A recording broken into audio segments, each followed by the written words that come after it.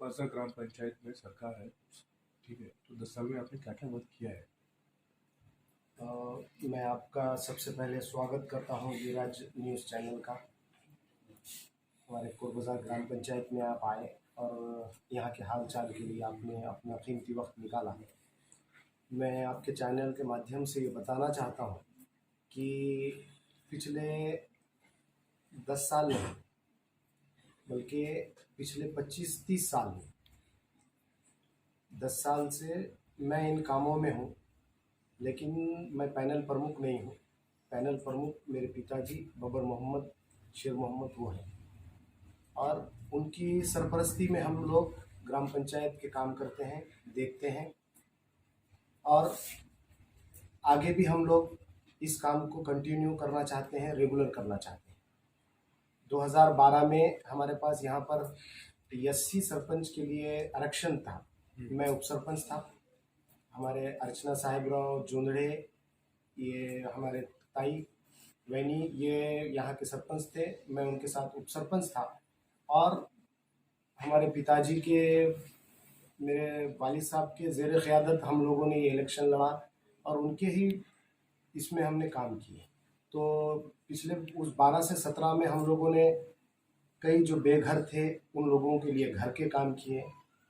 उसके बाद हमने पानी के लिए एक राष्ट्रीय पेयजल योजना 55 लाख रुपए की लेके आए, और वो उसमें टाँकी हुई, बौड़ी हुई, और वो कुछ राइजिंग मैन हुआ।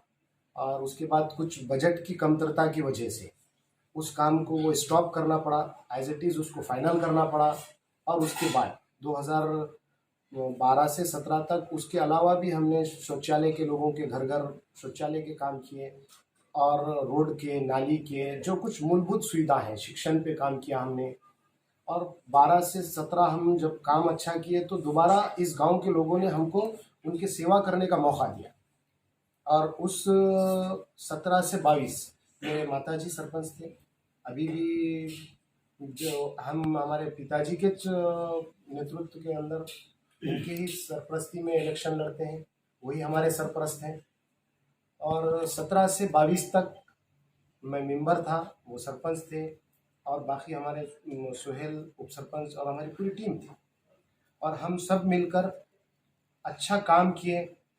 स्कूल में आप अगर से जाके देखें तो स्कूल को हमने सबसे पहले, जो हमारे कोटबाजार के गांव के लिए जो सबसे मेन हमारा जो पिछड़ा वर्ग, हमारा जो समाज पीछे जा रहा है, ज़िला परिषद का एक स्कूल है जो पहले चौथी तक था। उसके बाद हमारे मेरे वालिद साहब ने, बबर मोहम्मद साहब ने कोशिश करके उसको 7वीं तक स्कूल को लेकर गए।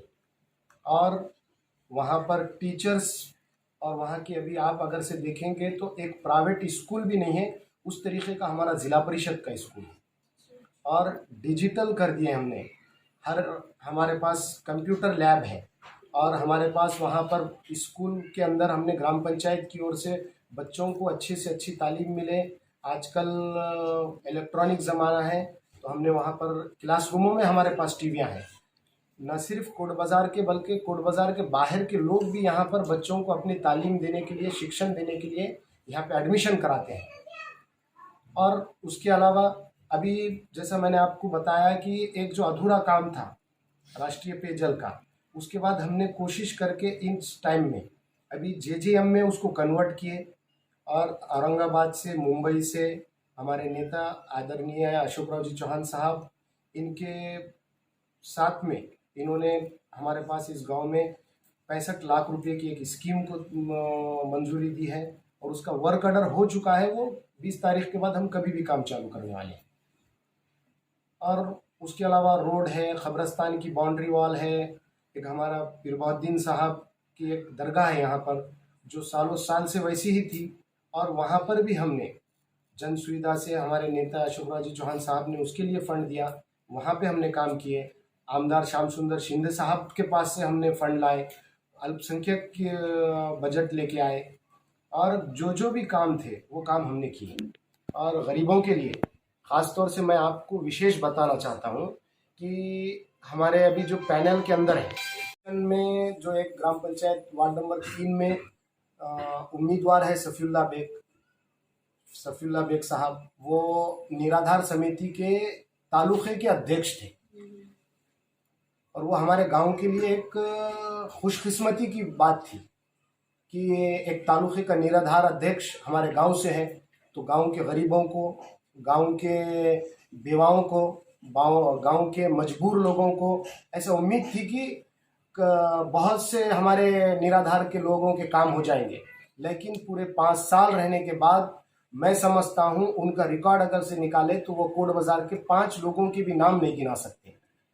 और उसके बरखिलाफ हम लोगों ने कम से कम इन 5-7 सालों के अंदर मैंने और हमारे साथी सुहेल और हमारी पूरी टीम ने मिलकर 100 बेवाओं के, गरीबों के, उम्र रसीदा लोगों के निराधार के काम किए। और आज 1000 रुपये बोले तो 100 आदमी को 1 लाख रुपये यहाँ पर हमारे पास कोट बाजार में हर माहाना गवर्नमेंट का आता है। एक साल में 12 लाख रुपये हमारे कोट बाजार के लोगों को मिलते हैं। ये जब भी लोगों ने हमको मौका दिया, हमने इनके बीच रहे, इनके बीच में रहकर काम किया और आगे भी हम सब ये सब काम करने वाले हैं।